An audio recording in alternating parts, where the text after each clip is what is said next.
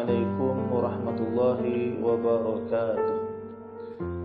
Alhamdulillah, pertama dan selamanya marilah sama-sama kita merafakkan setinggi-tinggi syukur kita kehadrat Allah Subhanahu wa taala, kerana sehingga ke saat ini masih lagi kita semua diberikan oleh Allah Subhanahu wa taala akan limpahan rahmah dan inayahnya.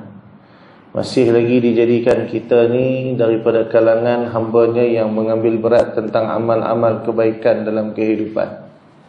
Masih lagi diberikan kepada kita peluang demi peluang untuk sama-sama kita membetulkan keadaan diri kita. Dan masih lagi diberikan kepada kita ini suatu rasa kehambaan kepada Allah Subhanahu wa taala yang menyebabkan kita pada setiap masa berusaha untuk membetulkan segala kelemahan yang ada pada diri kita. Maka moga-moga dengan syukur yang kita panjatkan kepada Allah di atas segala bentuk nikmat kurniaan yang mendekatkan kita dengan Allah, maka kita mengharapkan agar Allah menjadikan syukur itu sebagai asbab untuk kita semua diberikan pertambahan nikmat di dalam seluruh kehidupan kita, insya-Allah.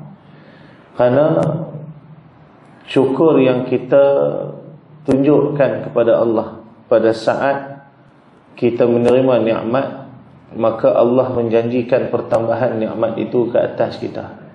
Maka inilah perkara yang tak dibuat oleh iblis. Allahumma salli ala sayyidina. Masa ketika dia ni menerima kebaikan daripada Allah, dia lupa untuk bersyukur. Akhirnya Azazil ni dia dilaknat oleh Allah Subhanahu wa taala. Kerana apa? Kerana sombong dia yang ada pada diri dia. Jadi seorang hamba ketika mana dalam diri dia ada sombong, dia takkan mampu bersyukur dengan Allah. Sebab nak bersyukur ni dia kena ada rendah hati.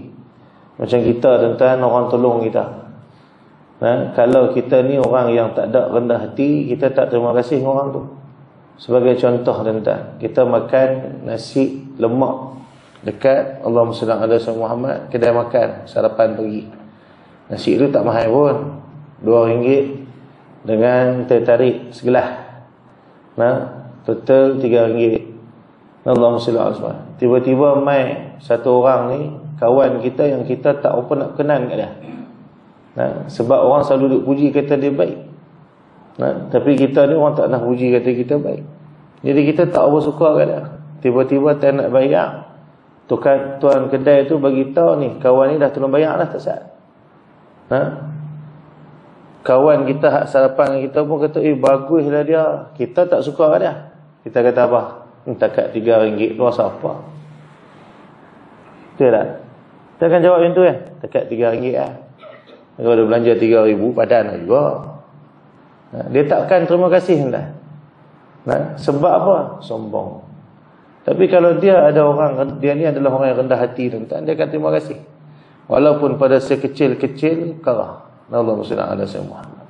Baik, jadi buayah dirahmati Allah Subhanahu wa taala sekalian, hari ini kita sambung bacaan kita Nasaihul Ibad kita. Allahumma salli ala sayyidina Muhammad. Hari ini tuan-tuan hujan sehari pada pagi. Allahumma salli ala sayyidina Muhammad. Saya duduk risau ayak naik ya. Baik, tapi alhamdulillah ni nikmat. Jadi sebab tu syukur kena ada. Kita bila kita syukur, insya-Allah perkara yang patut menjadi bala menjadi nikmat nanti. Allahumma salli ala sayyidina Muhammad. Baik, ulama terjemah nikmat ni apa? Apa yang mendatangkan kebaikan kepada kita tu nama nikmat. Kalau Allah bagi kita 1 juta pun tuan-tuan, tapi 1 juta tu tak bagi manfaat kat kita. Boleh-boleh 1 juta kena sambung pula. Nikmat ke tak? Tak nikmat juga lah tuan-tuan. Tapi Allahumma salli ala sayyidina Muhammad, dia boleh 1 juta. Dia mengingatkan dia tu kepada Tuhan. Dia boleh tolong orang susah, dia boleh tolong adik-beradik dia boleh tolong orang sana sini. Jadi nikmat lah. Jadi perkara yang datang kebaikan tu nikmat. Jadi hujan ni kita harap, yang turun hari ni pun kita harap jadi nikmat bagi kita semua, insya-Allah. Amin. Baik. A'udzu billahi minasyaitonir rajim.